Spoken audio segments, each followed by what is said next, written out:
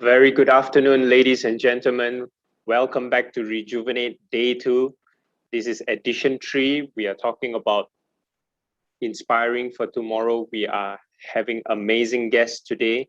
And of course, we would like to start off the day with a fantastic friend from all the way from the States, Ryan Pelkey. Welcome to the show. Nice to be here. Thank you.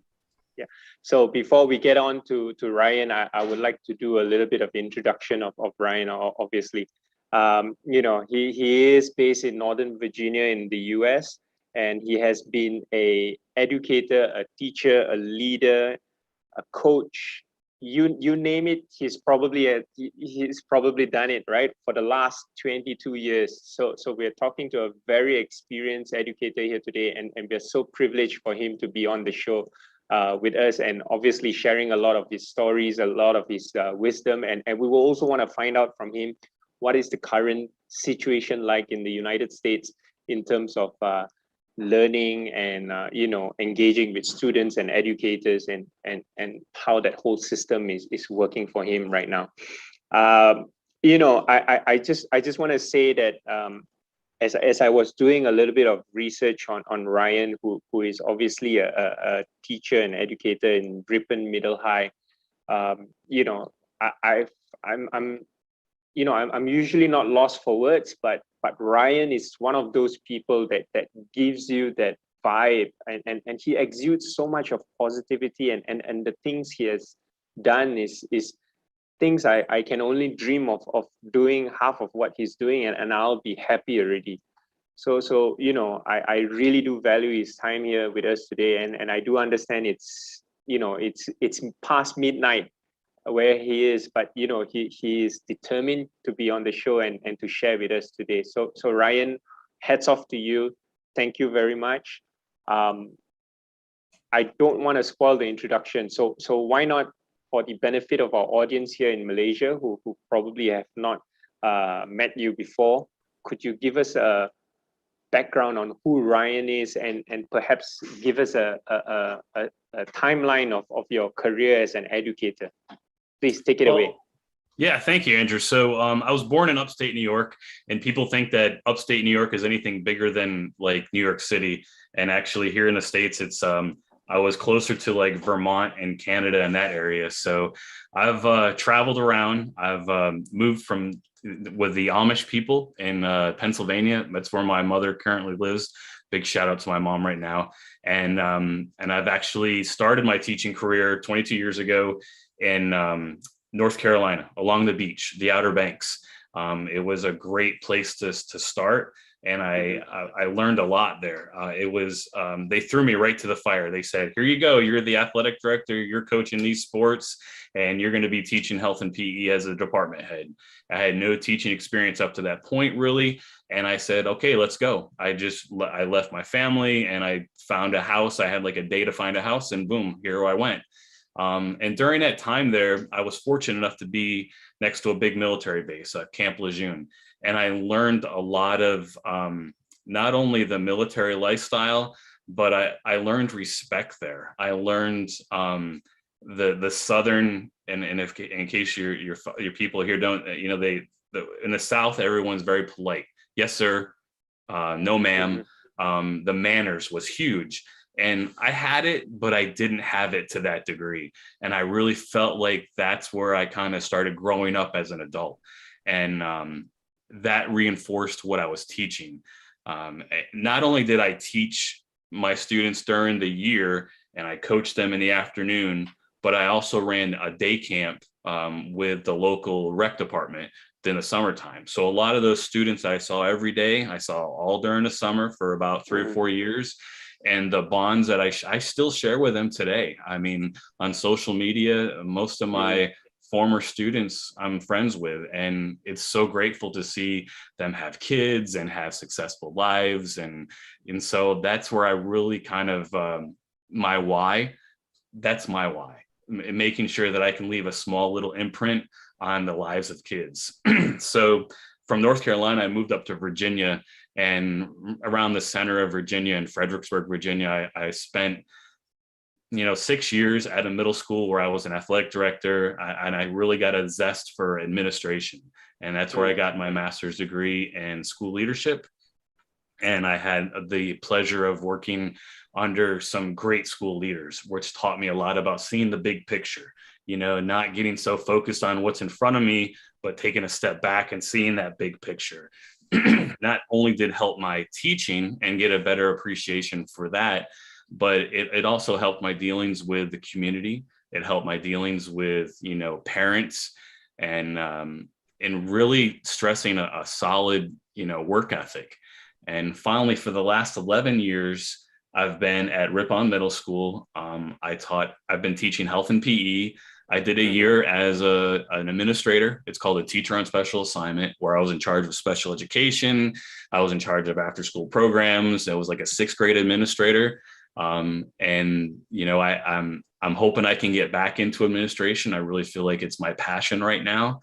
But I currently took on the role as athletic director, at my school this year. And it's been interesting with COVID and mixing everything around. I've taught virtual. I've set up the technology for my school. So I wear many hats, and I'm interested in learning more. I don't want to ever limit myself. The big thing that I've really pushed in my life now is breaking that word just. I feel like the word JUST is a dirty word, because you're not just a PE teacher, or you're not just a coach. You have so much more. And reaching my potential and being my own cheerleader has been hard for me, but at the same time, it's been beneficial for my growth. So fantastic. That's pretty much where Brian, I am. That's really amazing. And on the bio that we shared on the platform, it says that you're a firm believer that all students can and will learn, and the bar for achievement needs to be kept high. And I love the way you just described how you dislike the word just. That hits home real hard. And I think that is something not just for the students and for the youths that are watching today. We've also got quite a number of adult audiences that watches the series on Rejuvenate, and I think that's something we can all take home too, and really think hard. That word just is just not it right now, right? It's not it's not the right word to use. No, I never want to be put in a box anymore. I never want to be put in a box. And I don't think anyone should. No one should ever put you in a box and say, you can only do this. This is where you can live. This is where you can work. And this is where you can be. You have to create your own box. You have to create your own atmosphere and create your own, your dreams. And no one else can do it for you.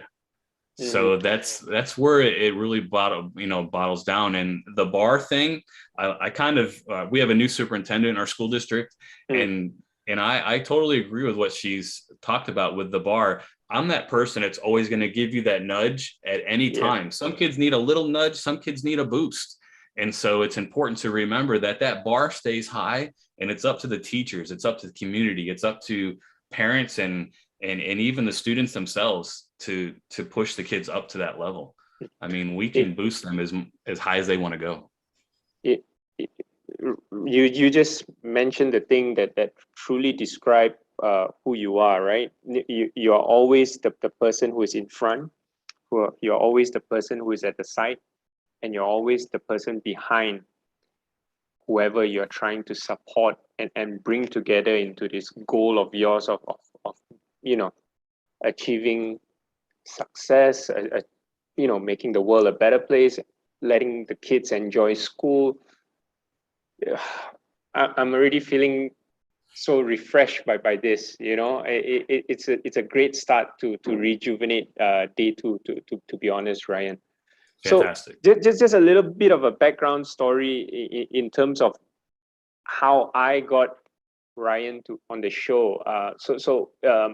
Obviously we've been spending quite some time on Clubhouse. I've been stalking you on Clubhouse, and I thought to myself, whenever I hear this guy speak, I said, you know what, he's got a lot to share, and I really love the sharing that he's been doing all along. One thing that really caught my attention at the beginning, and this was, believe it or not, a couple of months back, right? What really got me into this was uh, him being a Thai guy, right? Just like the title that we are seeing here now. Here comes the Thai guy, right? And obviously he's got a wonderful tie. We were just talking off air earlier, and I was telling him I feel so awkward that I feel so dressed down, and not dressed for the occasion. But yeah, the hashtag Thai drive guy. I don't want to go more into it. I want to keep it for Ryan to share the story, and I'll chime in and interject as and when I have something that comes up into mind. But Ryan, please explain to us, what is this Thai drive guy all about?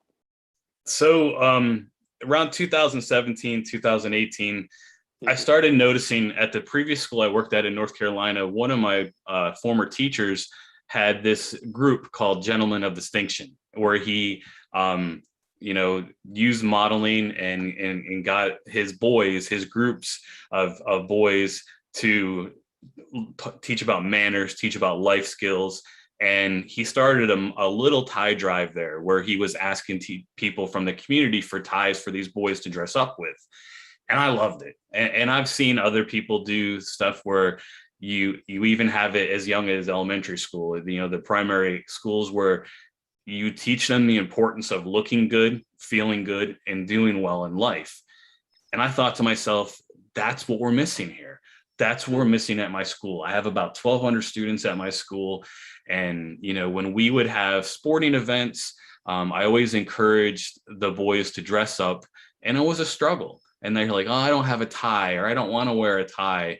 And I said, that's got to change. The girls are good. Girls will get dressed up in dresses and skirts, and they love it. And they, especially at the middle school level, they're experimenting with looks, and I give them 100% behind that. But the boys were lagging behind. I felt like they lacked that self-respect. And so I asked, his name was Rodney Johnson, and I said, Mr. Johnson, I said, do you mind if I take your idea a little bit and make it on a bigger stage? And he was like, go for it. So that's what I've done. And I started slow. I reached out to my friends on social media, former people I worked with, and I started getting, a little bag of ties here. Some parents would drop some off and say, I'm doing this tie drive. We're supporting professionalism in school. We want our boys to look good when it's time to look good. There's a time and place for everything. And so I really pushed the tie drive, and I started getting some people from, a friend of a friend of a friend, and I started getting things mailed to me. And then I said, you know what, let's push it on social media. So I pushed it on Twitter, I pushed it on Facebook, and I called the local news station and up in Washington, D.C. And I said, I'm doing this tie drive, I'd love some help. Mhm. And they said, we love it, let's do it. So they came at like 5 o'clock in the morning and did a live feed. They started at 5 and then went from 5 to 7 to 8 with my students. And I had, probably 30 or 40 students there. And at that time, I had about 300 ties. So they were all showing the ties off, and it was great. I started getting ties from all over the United States. And one of the things that I really wanted to tie in to all of this was a little bit of learning outside the box. I'm very much into integrated learning. I like bringing math, science, social studies, and the arts into my gymnasium, into health and PE classes. So I made a big map of the United States, and I started pinning and telling a little story of where we would get the ties. I got them from casinos in Las Vegas. I got them from little old ladies who said, these are my husband's ties. I'm so glad that someone else can use them. I got brand new ties. I got used ties. I got ties from, church groups that wanted to help. Mhm. And I was just overwhelmed. Every day I had this like running chart of how many ties. And I would say, oh, there's some more. The kids would be like, there's some more ties in the front for you. And I'd look at them, and some of them would be as much as like $150 each tie. And Wow. with a little note saying, we're so happy you're doing this. This is needed. And so I had to have an end game. I had to have, and my goal was to have 1,200 ties. Mm-hmm. And once I hit that goal, we were going to give them out to all the students in the school that wanted them. And I reached that goal. And when I set the date, I got another 300 ties. And then I got another 200 ties. Wow. So when we set the date, I said, we got to do something big. We got to do something to make this important. And my principal was all behind it. And so I invited people from the community. I invited military, police. I invited, politicians, people within the school boards and the local government to come in, Mm-hmm. and local civic organizations. And I got them all together. I fed them breakfast before the kids came in. And I had all the ties separated by design and color. And I said, when you give a student a tie, talk to them. Tell them why Mm-hmm. it's important that you wear a tie to work, Mm-hmm. or why it's important that you wear a tie for certain things. Mm-hmm. And that connection that I had with that community that day was like breathtaking to me. Wow. Because I saw young and old. I saw gentlemen that were there in their 80s talking about the importance of wearing a tie to someone that was in 6th grade that was like 11 years old. And and everyone sat in the bleachers. We had 3 different sessions, and I had 400 kids sitting in the bleachers, boys and girls. I didn't limit it because there's no reason to. I mean, if a girl wants to wear a tie, wear a tie. So they picked out the tie, they helped them tie it, and then they taught them how to tie it again. And I had the instructions all over the place. And I felt like the boys were empowered, the girls were empowered that were there. And I said, this could be your first tie for your first job interview. This could be the tie that you wear to graduation, 6 years down the road. But I want to set the tone that it's okay to dress up. Professionalism is important. And, I kind of explained to them, because they were like, you're always dressing up when you're in health, but when you're in the gym, you wear like a golf shirt and shorts. I said, that's how I was brought up. The people that made the biggest impact on me as teachers and as adults looked good. And there's nothing against people that wear casual clothes all the time. But the people that made the biggest impact on me as a teacher, as an adult, my role models, they were dressed. And that is something I wanted to pass on to everybody else. And hopefully, I still have ties. I have about 300 to 400 ties left. I give them to high schools as graduation gifts for, when they have graduation ceremonies and they need ties for their kids. And, so and you are saying these high schools that you hand it over to are obviously not within your ribbon. No, they're are the schools that we feed into. Fantastic. So, some of those kids might have said, oh, I remember that tie drive, and what's funny now is, 3 or 4 years later, 3 years later, I'll see people from the community and go, oh, you're the tie guy, and that's good that I'm remembered as that, because I want to leave that impact on the community. And I've always encouraged other schools to do it, other school districts to do it. When I come in contact with other people on Clubhouse, I'm like, take my idea and run with it. I mean, mine was a larger scale of an original idea. That Gentleman of Distinction program was something that I wanted to do, but I wanted to do it bigger. And because I feel like it could touch more people, I can make bigger impact. So, I would love to do it again. I would love to help other people get started with it. I didn't pay a dime out of my pocket. It was all donations. It was donations from all over the United States, a couple from Canada, some South America. So we were blessed beyond belief. And, the media was very supportive of it. The school district was very supportive of it. And I would love to keep it going and do it again or help others. One thing this has taught me is this, Ryan. You don't need to have money lying around to start something.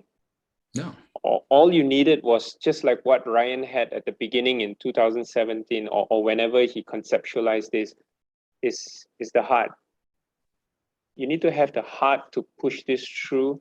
You need to have the heart to get this going, and things will just fall in place, because it's amazing how you said you did not even had to fork out a dime of your money to get this rolling, and I don't know if you keep count of how many ties you've actually given away, but it's by the thousand Yeah, for sure now. it's over You know? 1,800.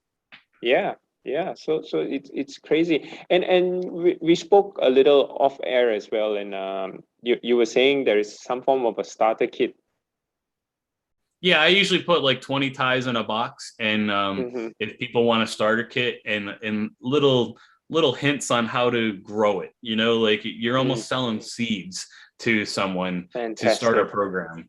And I've had a couple schools take me up on it, and they've asked me advice. I said, just ask, just Mm-hmm. create your ask, create your Mm-hmm. what you want to your end game out of it, and elementary schools can do it. Yeah. I've seen many elementary school kids, the tie is probably bigger than they are, but those kids are so proud. They're like, look, I got a tie. I look like daddy, or I look like Uncle Yeah. Joe, and that makes them feel good. And that sets the tone for possibly the rest of their life, or at least they know when it's a serious event, I better have a tie on. I better be dressed up because I Yeah. take it serious, Yeah. and I drew it all in because we were doing our end of grade testing around that same time. So, like it was very important that they did well on that. We called it the SOL, standards of learning. Mm-hmm. So I said, you look good, you feel good, you do well in your SOLs. And I just kept that mantra. I just kept that saying that over and over again. And a Mm-hmm. lot of boys wore that tie the day they took the test because they felt good walking into that test. Fantastic. Do I think that it made a huge improvement on their test scores? That's yet to be Mm-hmm. seen, but the mindset was there.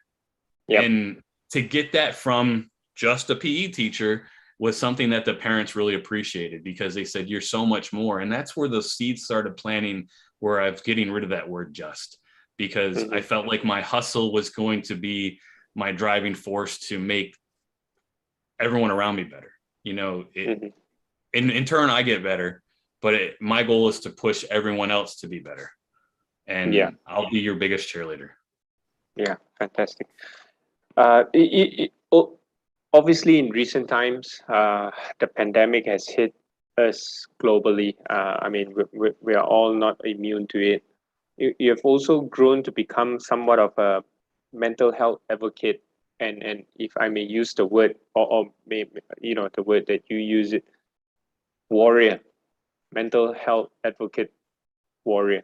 Now, why is it so needed right now? And perhaps just put it into perspective. Why move into that direction right now? We're struggling. I mean, we're definitely struggling as a world. We're hurting. And with mental health, it's not as seen as outwardly. You can't test it like you can test for COVID. Mm-hmm. You don't know when someone's suffering on the internally. Mm-hmm. And I really made a point when I taught virtually to spend time talking about mental health with my students and taking a deep dive and showing them all the different mental health disorders. And Mm-hmm. the feedback I got, it was sort of like letting air out of a balloon, because some of these students were like, I'm so glad you're talking about this. We feel like you get it. We feel like it's okay for us to share. A lot of my students have ADHD, anxiety, depression, and for us to talk about it and say it's okay not to be okay. It really hit home with me too. I mean, I suffer from depression and anxiety and ADHD, and I've had for a long time. And it was good for me to share ways that I can work around it. I'm far from a Mm-hmm. professional, but at the same time, talking about it, sharing and showing that, teachers can be human too. Mm-hmm.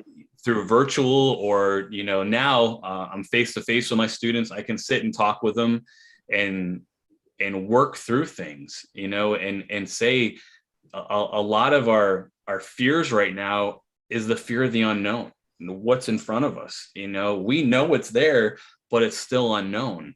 And it's important to recognize that, and it's important to give support. And also, I'm a huge component of psychological safety in schools. I Mm-hmm. want schools to be a safe place, not for just the safety of like gun violence and things like that, but I want kids and I want teachers in my schools to feel safe to learn. I want the teachers to feel safe to teach and feel like it's a comfortable environment to do so. And, that's part of that mental health category too. I want people to feel valued and loved and appreciated. And that's something I feel like it's missed, not only in schools, but I feel like in other aspects of society right now. I feel like there's a huge disconnect, and it's up to all of us to bring each other closer so we can get rid of that disconnect, whether it's, wearing a mask or whatever. We, as a world, we really need to kind of grow back together.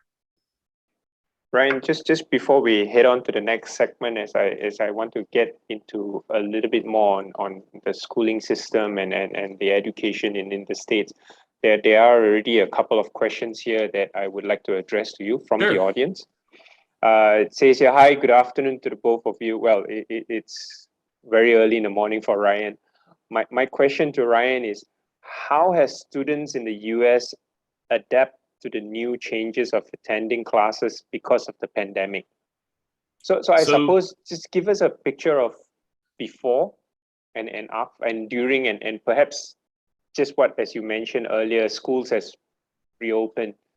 So schools, schools are reopened around us now full time. In my school district, I have 90,000 students in my school district. It's a big school district. We are open full time with masks, all time indoors. And if we go outside, they can take their masks off. There's no spacing anymore. So it's a little awkward for us. That's sort of that fear. I mean, the students are real good about keeping their masks on. Teachers are real good about keeping their masks on. But it's we're back to full capacity. We've been told it's kind of pre-pandemic with a mask. Some school districts aren't the same. Some school districts are, mask optional. Some school districts say you have to wear a mask and space out. But as compared to a year before, we were all virtual. We didn't do any hybrid teaching until February of last year. And that was only like 4 or 5 kids per class, 4 or 5 students per class. And it was tough. I felt like they were zombies. They some of them had to be in there because their both parents had to work and they had to have a place to go. But I taught I was in a classroom the whole time when I taught virtual. So, in terms of me being a health and PE teacher, they always said, well, what are you doing for activity? I would show a lot of YouTube exercise videos. I would ask the students to create an exercise log. I mean, it wasn't like that hands-on kinesthetic learning that I've done for 22 years. So it was a challenge, and even now it's a challenge I'll be honest, I started this week back in wearing a mask all day and talking from 8 in the morning to 3 o'clock in the afternoon. I'm exhausted just from, talking through a mask and talking to large groups of kids through a mask. I find myself pulling it apart and just to get some air in every once in a while. And I see it with the students as well. And again, we're using that word grace. When we do physical activity, we are not doing that 100%, very aggressive physical activity where they're sprinting or anything like that, especially if we're indoors with a mask. It's not safe. And also the water, we had to turn our water fountains off. So the students provide their own water now. They bring their own water. We have a couple of refill stations in our school, but that plays a part in a lot of stuff, including with athletics. I'm constantly filling up water jugs, and I'm grateful for my athletic trainer that she's there to help. And it's something, those little things that you take for granted before, that when you were thirsty, you just went over and went to the water fountain. You can't use it now. It's not safe. So you have to provide that stuff. And for middle schoolers and that age group, responsibility is something that they have to learn now, because in the past, everything has been handed to them. So it's changed. The way I've taught has changed. The subject I taught, though, hasn't. And in fact, I can talk about this later, but I've done a really deep dive into more life skills when I teach health now, things that are very important to them that they're going to need the rest of their life: first aid, CPR, fire safety. What happens if you're home alone and there's a fire? What do you do? Those are lost skills that they don't know. And as they get older, They're going to need to learn how to change a tire, how to balance a checkbook, how to hammer a nail. Those things should be taken for granted with their parents teach them, but sometimes it's not possible. Yes. So hopefully that I, answers it. I totally agree. Yeah, I'm sure you've covered it very well. There's another question here. Hi, Ryan. How do you navigate between motivating and adding pressure on students when it comes to setting the bar for achievement, especially during the pandemic as an educator? I provide. I'll talk about pre-pandemic. So I was a person in pre-pandemic where I never accepted late work. I said, this is your job. You need to do this assignment, but I'm going to help you every single day to get that assignment done. I'm going to start class and say, who needs help with the assignment? And I'm going to go out of my way and go above and beyond to give you that nudge, to give you that push, to give you the extra help. But when it came to when the assignment was due, I didn't accept late work. And a lot of teachers at my school didn't like me for that. A lot of parents didn't like me for that. But I said, when we're in the real world, your boss says you need this done now, it's got to be done or you're fired. So I was trying to create that ethic, that mindset that, along the way, there's that team approach where everyone's going to do everything they can to help you, but you still have to get the work done. So now that really hasn't changed for me. But what I've been doing, recently is just that constant encouragement, checking back in. When we were virtual, I made sure that if students emailed me with questions, it was a real quick turnaround. It was like a 30-minute turnaround tops. Even if I was teaching a class, I'd say, just give me a couple minutes. I'll help you with whatever you need. And that developed a relationship that I couldn't do before. Sometimes the social norms of, talking to your teacher, kids don't find that cool to be, ask the teacher questions or have conversations with the teacher. And when we went virtual, I feel like those things went away. And a lot of kids that were afraid to talk in the past finally came out of their shell and communicated with me and felt comfortable to communicate with me. And I think that's there's a lot of teachers that did it. They created a welcoming, a psychological safe environment where the kids felt comfortable to ask questions, to, share and not be afraid of other kids bullying them for what they said, or other kids making fun of them for what they said. So that if I could take one thing out of, this COVID thing, was a lot of students created different learning styles and felt comfortable in them. And I feel like a lot of kids can flourish in this learning environment. Some can't, but some can. And we need to focus on the ones that are flourishing, and give them credit too, as compared to the whole term learning loss. Yeah, it's funny you brought up the term learning loss, because this is also a pretty hot debate here in Malaysia. We've literally termed these kids the lost generation, which pretty much, exactly like what you were saying, right? Learning loss. Now, how do we even begin to understand this whole situation? I'm sure educators, be it in the States or in Malaysia, are under immense pressure, but at the end of the day, I guess, is there even a balance to all this? No. No, education isn't a race, and I felt like it's been a race, like, hurry up, get your kids on board, get your kids on this, do this, do this, do this. It's not a race. It's not, we're not in a position where, we need to be better than someone else or make sure that they hit these goals at these exact times. Some students learn different ways. Some students learn faster than others and slower than others. Ryan, so just to chime in here, I do apologize, but that is just how the Asian thinking is. Back in my day, it's always about, look at what our neighbor's son or daughter has achieved. Full A's on all her subjects. What about you? So there's always that comparison. There's always that race that you were just talking about. That education isn't a race, but that has just been so embedded in our mindset as Asians that it has come to the point where now people are saying, oh, you're 4, you're 5, but you can't even read a proper sentence of English, for example. Mm-hmm. I it's hard because I've spent a lot of time with in special education, and I did learn a lot in the year that I was a special education administrator. And I take my gains with education and my students where they started from and where they're at now. It's not, on a list. I kind of relate it to the height weight chart growing up as a doctor.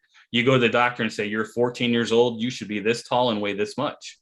What if you're not? Everyone is different. Everyone is unique. And the same goes with their education goals. I love being able to see with my students in physical education for our fitness test, if I have someone that can't do a push-up, and by the end of the year, they do 2 push-ups or 1 push-up, I celebrate that as they did 100.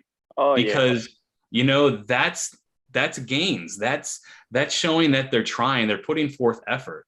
And for the term, going back to that learning loss term of the lost generation, the only students that I saw that had learning loss were the students that didn't put any effort into it. For whatever reason, they just turned their camera off and just said, well, no one's being responsible for me, so I'm going to do what I want.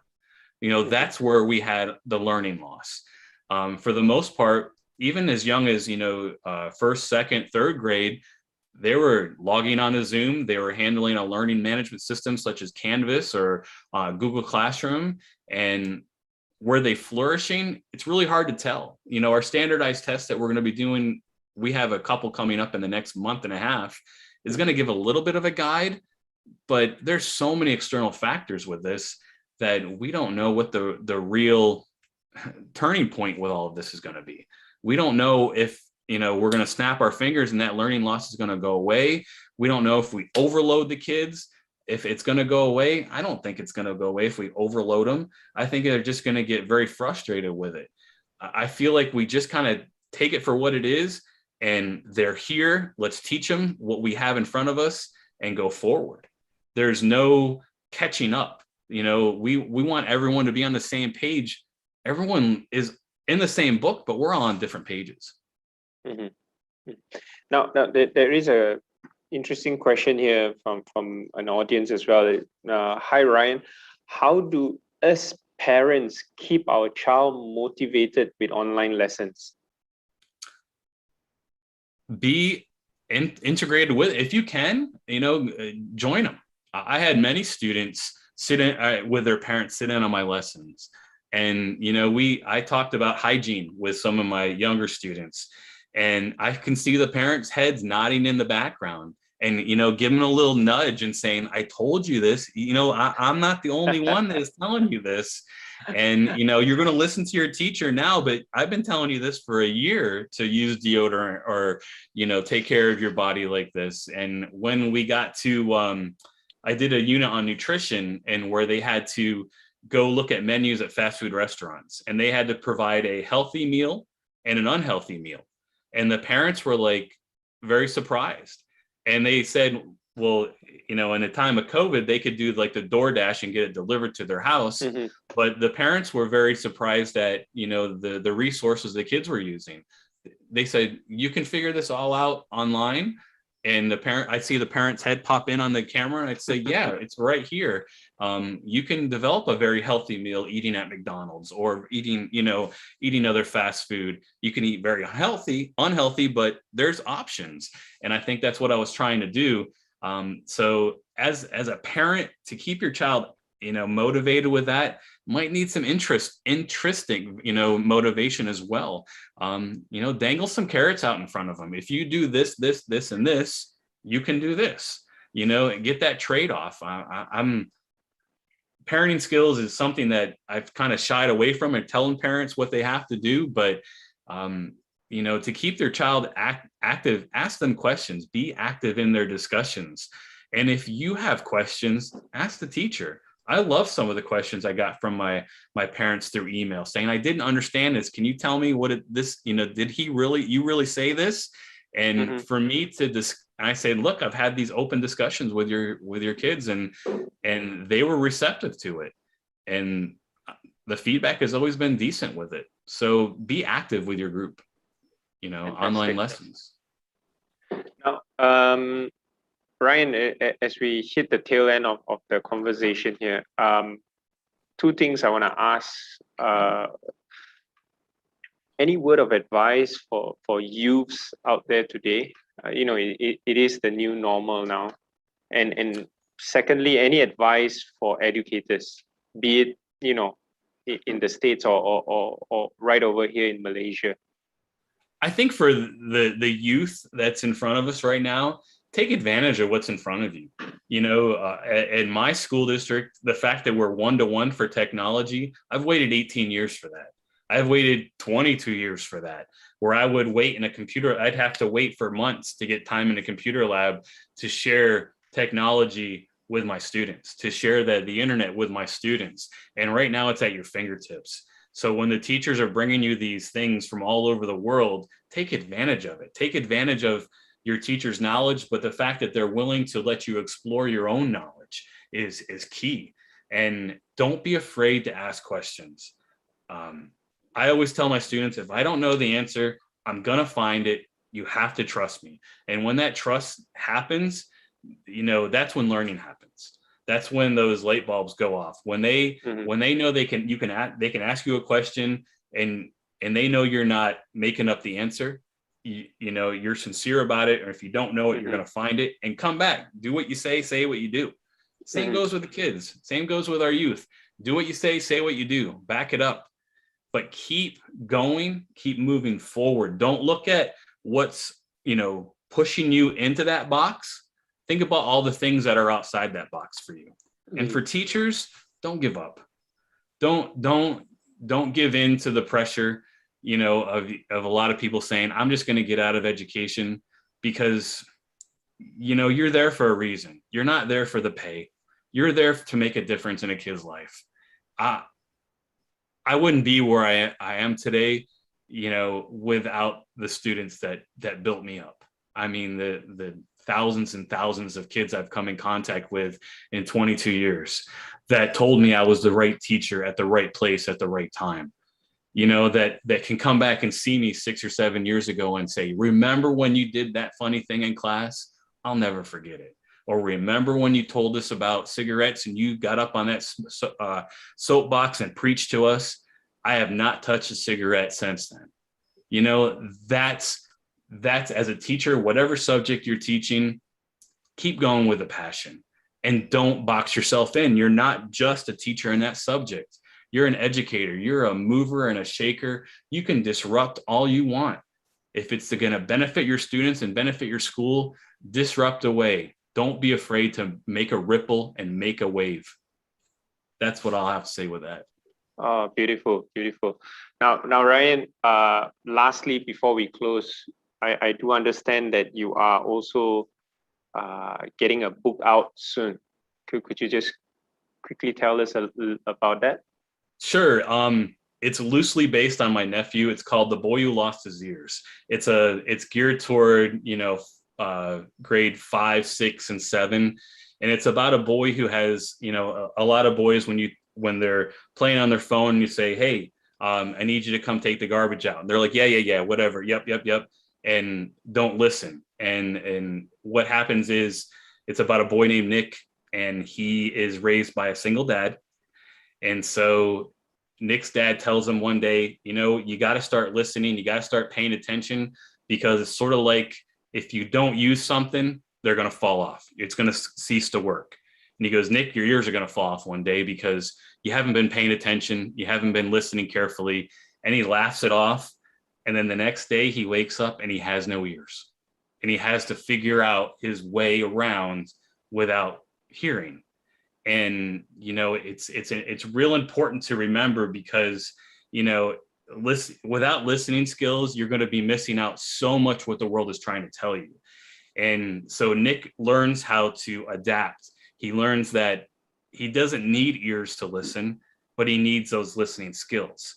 And so he goes back into school and back to baseball practice, and, he develops that better relationship. He knows that his dad really cares about him when he takes him to the hospital. And the way that I think is important is not a lot of books are written through the eyes of a single dad, and allowing that dad to show emotion, to show that nurturing environment where, it's okay to love on your kid and for the kid to realize that. So I'm over the moon about it. I have like 2 more pages I have to change with my Amazon account to get it ready to publish, but it'll be out probably within a week.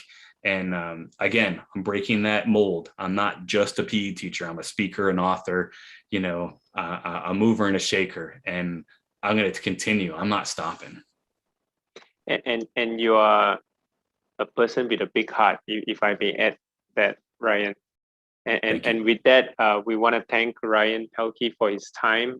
It is way past his bedtime, so we will let him go. But Ryan, it has been a true pleasure speaking with you, and I look forward to meeting you again on Clubhouse after Rejuvenate Edition 3. But once again, from all of us here in Malaysia, or for all our audiences, thank you very much for spending your midnight with us. Thank you so much. I really appreciate the time and wish you guys nothing but be safe, be healthy, and have fun. Yeah, we wish you safe as well. So with that, ladies and gentlemen, that was Ryan Pelkey. We do have 4 more sessions with us throughout the whole day today. So do stay tuned with us, and we will be back very shortly. And Ryan, I'll see you. Take care. Bye-bye. Thank you. Hi, my name is Aru. I am one of the researchers and co-founders at Klima Action Malaysia, which is a climate justice movement here based in Kuala Lumpur. I would like to wish everyone Happy Nationals Day. Selamat Hari Kebangsaan. Greetings all, it's Conso Titus here from Melbourne, Australia. Just dropping a short little video message here to my friend Andrew Tai and all his colleagues at Synapse at the Malaysia's premier virtual event solution provider. Selamat Hari Kebangsaan to all of you. Wishing you all a safe, healthy Malaysian Independence Day on the 31st of August. Please take care of each other and enjoy all the Independence Day celebrations. See you soon. Hello all, this is Craig Langley. I run a global business development agency based near London, and I'd just like to wish everyone a very happy National Day. Selamat Hari Kebangsaan. Hi everyone, my name is Ria Eichmann. I'm a global skills coach and an intercultural trainer based in Brisbane, Australia. I would like to wish you all a happy National Day. Selamat Hari Kebangsaan. Hello everyone, my name is Teddy Swapcheva, CEO at Innovate Circular and Sustainable and founder at SO, based in Oslo, Norway. I would like to wish you a wonderful national celebration. Selamat Hari Kebangsaan. Hey everyone, Tyler Chin here, interview coach and founder of Transform Cultures. Just want to stop by and wish all my fellow Malaysians a Selamat Menyambut Hari Kebangsaan. Stay safe everyone, and hope all is well with you. Hi everyone, my name is Siobhan Hassan. I am a transformational life and leadership coach based in Kuala Lumpur, Malaysia. I would like to take this opportunity to wish Malaysians everywhere a happy National Day. Selamat Hari Kebangsaan. Happy National Day, Malaysia. Selamat Hari Kebangsaan. I'm Serena, founder and CEO of Care Bear, a mental health technology startup and social enterprise based here in Hong Kong, where we alleviate depressive symptoms among youth. I hope all of you prosperity and most importantly, good health, and I wish you guys all the best. Bye!